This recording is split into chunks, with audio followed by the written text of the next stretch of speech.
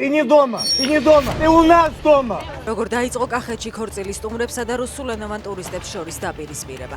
ერთ-ერთი სტუმარი ვიდეოს ავრცელებს, სადაც ჩანს, როგორც ცდილობენ ქორწილში მყოფების სიტუაციის განმუხტვას.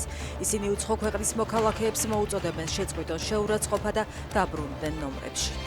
მოითხოვს თუ არა პროკურატურა გიორგი ჭიღლაძის პატიმრობას. ახალგაზრდა კაცისთვის ბრალი ოფიციალურად ჯერ არ წაუყენებიათ. ჭიღლაძე გურჯაანის იზოლატორშია. ის არის რუსების მიერ მოწყობილი პროვოკაციის მსხვერპლი და თავადაც დაზარალებული, აცხადებს ადვოკატი.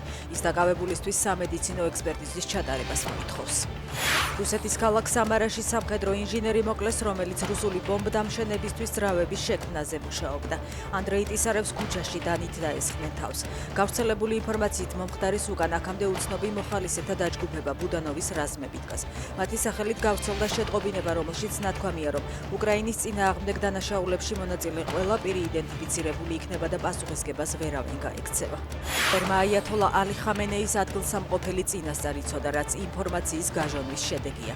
ირანის საგარეო საქმეთა მინისტრი შიდა ღალაძე მიანიშნებს.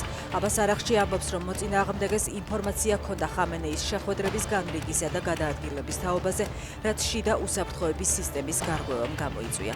მისივე თქმით, ინფორმაციის გაჟონვა სავარაუდოდ დღემდე გრძელდება.